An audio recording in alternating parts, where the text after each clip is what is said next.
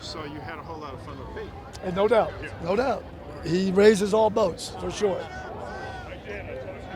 What's the challenge for a coach? I mean, Peyton knows what he wants, and you shaped an offense to him. But what's a challenge for a coach for that strong a personality as Peyton Manning? Well, I think really at the end of the day you appreciate it because any championship football team has to have not just leadership from above, coaches, ownership, is the key leadership is in the locker room.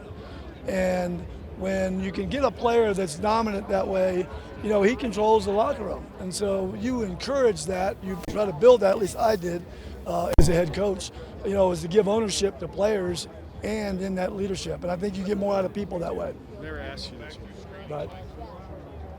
It's no BS at all that you're a major reason why Peyton came here. Right. How did you react to Super Bowl 50 and seeing him win from afar? It was. I gotta be honest with you, I was really happy for him because that wasn't his smoothest season at his position and him personally. But it's a great testimony to guys sticking it out and finishing the race. And, you know, because, you know, probably at week 16, 17, it wasn't looking very promising. And then a month later, you're hoisting the Lombardi Trophy in San Francisco. It doesn't get any better. And what a storybook ending. And to culminate that experience. You know, now, from a selfish standpoint, would I have liked to have been a part of that? Probably. Probably not one of my better decisions. However, you know, you're still happy for those. I knew a lot of those players. You know, I helped bring some of those players there, so there's still some gratification to that. Yeah, I just don't have one of those big rings. Yeah.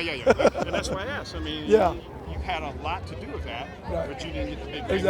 Exactly. But still an awesome experience. Fox, you kind of the point Mark was talking about was Peyton and the standard he set. I remember Gates talking about Peyton remind him, oh no, that coach did this back in 03 against me. Yep.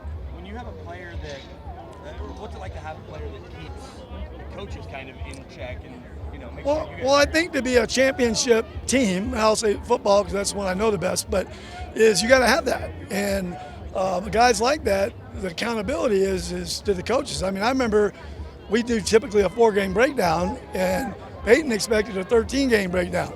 So I hired another coach just to break down all that tape, you know. So it was Peyton that orchestrated that, which, you know, who knows? Had we not done that, we might not have had the success we had. So that's why up there, you know, I said a lot of this, you know, is because of Peyton. You know, he did a lot of it himself, from rehabbing his neck injury, you know, to first getting here, because that was a process. I mean, he didn't walk in here and feel 100%. You know what I mean? He had to work to get there.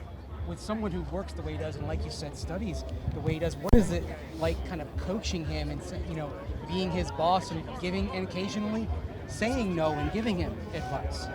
Well, there were some times you'd had to back him off sometimes on things, whether it was players or practice, or because he was always willing to work.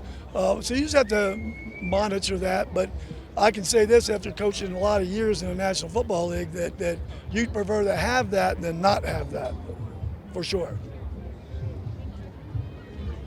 Thanks. Okay? Thanks. All right, gang. Great seeing you.